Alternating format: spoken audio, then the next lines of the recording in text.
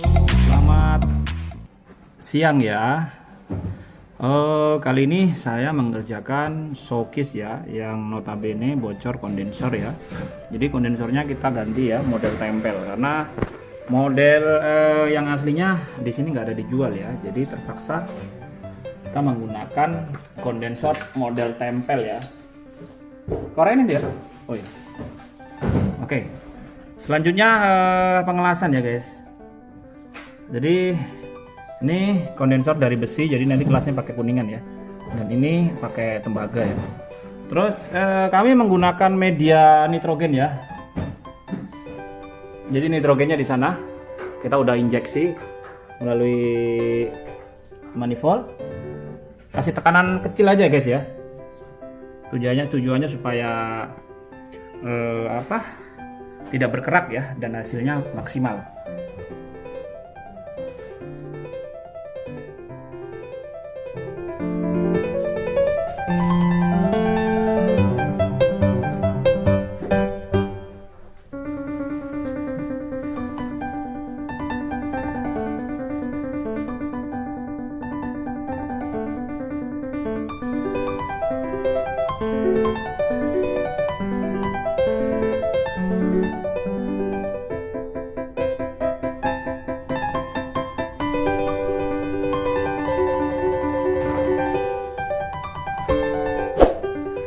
Nah, sebelumnya kita amplas dulu ya guys. Diamplas dulu supaya gampang ya.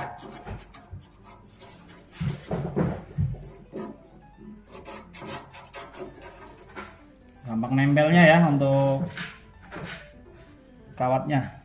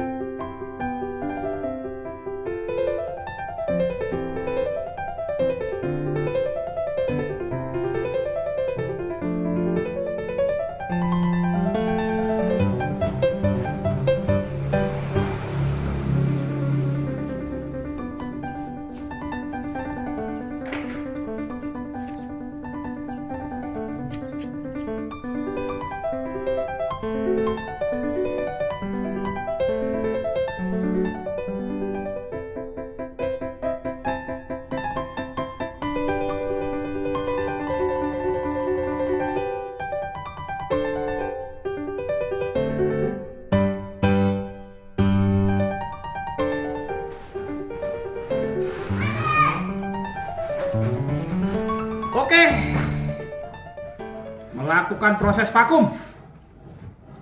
Sudah, tutup ini.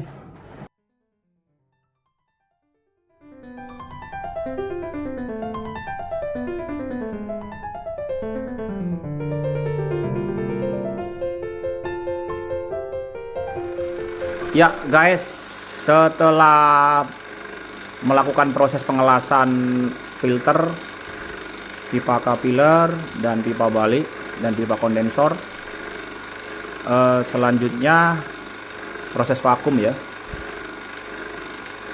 Jadi proses vakum saya menggunakan filter 2 cabang ya. Jadi di filter ini ada dua cabang ya, 2x1 ya. Kita pasang ventil untuk high pressure, dan di pipa pengisian ya, selang warna biru ini kita pasang ventil. Jadi kita vakumnya 2 arah ya, high kondensor dan evaporator. Ini proses vakum sedang berjalan ya.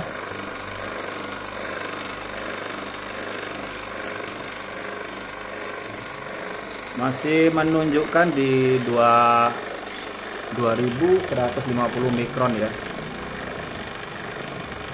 Jadi sebentar ini kita vakum 2 kali ya guys. Kita isi dulu, setelah vakum kita isi dulu freon sedikit, habis itu kita buang lagi. Tujuannya untuk membilas ya, membilas kompresor atau di sistem yang tidak terjangkau mesin vakum, jadi tergantikan oleh freon ya. Jadi mengantisipasi saja ya guys, daripada nanti terjadi yang tidak baik.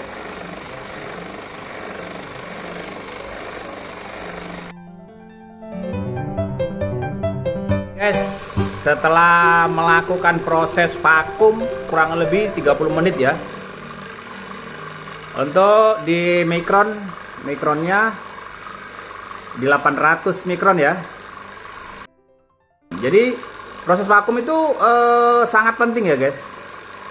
Jadi sebenarnya mesin vakum itu secara tidak sadar kita itu tertolong ya. Dalam arti tertolong kalau di dalam ada uap air ya. Ya guys, usahakan pakai mesin vakum yang bermerek ya, yang 2 stek minimal, sepertiga PK sudah boleh, yang penting 2 stek ya. Jadi tujuannya vakum itu mengeringkan uap air ya, mampu mengubah uap air yang kecil, yang besar menjadi kecil lalu habis dia. Jadi usahakan mesin vakum yang bagus ya guys, yang 2 stek. Jadi kita tidak sadar ya, selama ini kita kerja dengan mesin vakum yang bagus itu kita tertolong ya. Jadi jangan anggap remeh mesin vakum ya guys. Ini sangat membantu ya.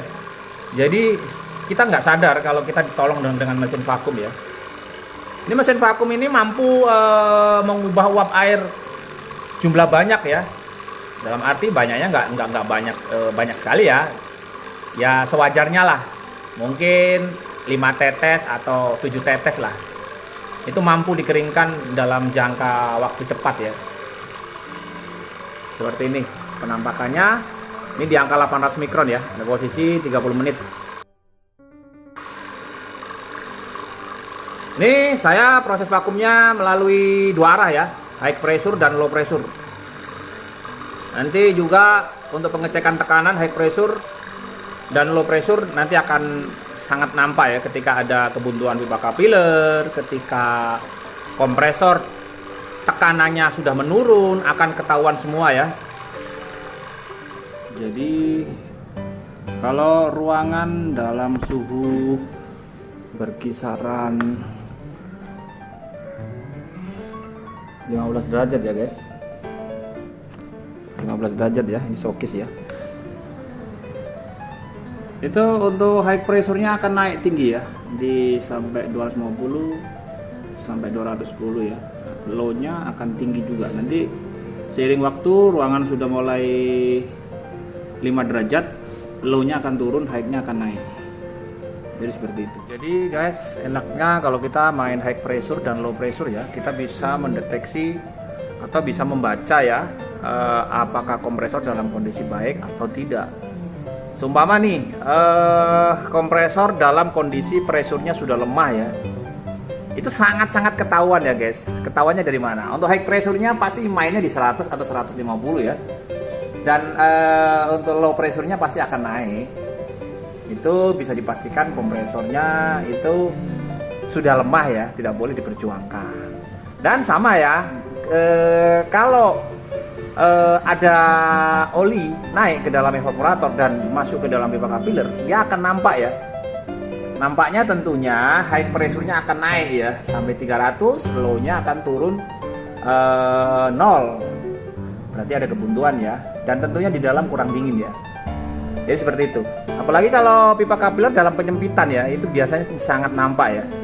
Nampaknya low pressure-nya itu turun ya, dan high pressure-nya naik bisa sampai 350 ya. Bisa sampai 300. Bahkan bisa sampai 400 ya kalau kebuntuan. Gitu.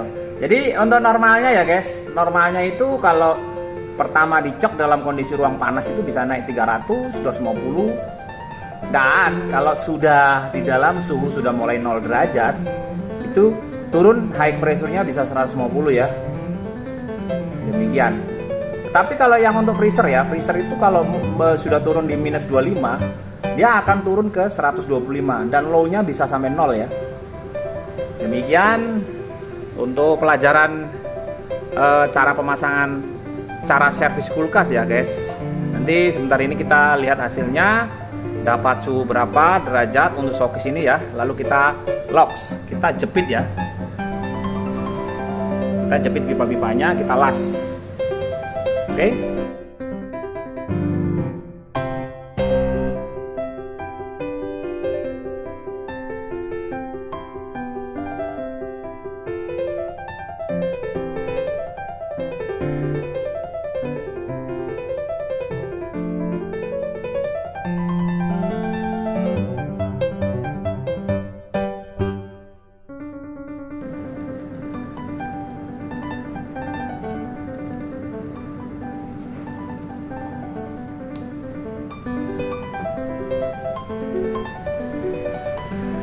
Oke, penjepitan udah selesai ya. Kenapa harus dijepit ya? Supaya paten ya, supaya tidak ada kebocoran di kemudian hari. Jangan biasakan pakai pentil ya. Pentilnya dalam arti tidak dilepas ya, karena pentil itu hanya menggunakan o-ring ya. O-ring itu akan rusak kena panas ya, dan ketika o-ring itu udah rusak pasti akan bocor ya. Jadi usahakan dijepit ya guys.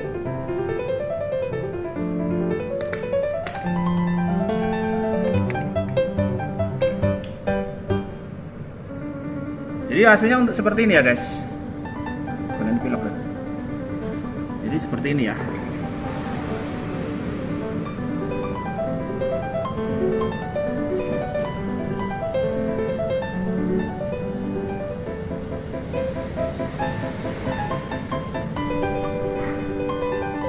Oke guys, itu aja ya. Selanjutnya kita pilok supaya lebih rapi dan pasang segel ya. Oke guys, itu aja ya tutorial bagaimana caranya perbaikan showcase ya. Notabene bocor kondensor, kita ganti kondensor baru, kondensor tipe tempel. Oke guys, jangan lupa ya tonton video-video kami selanjutnya, dan jangan lupa like, subscribe ya, dan bunyikan lonceng. Terima kasih. Assalamualaikum warahmatullahi wabarakatuh.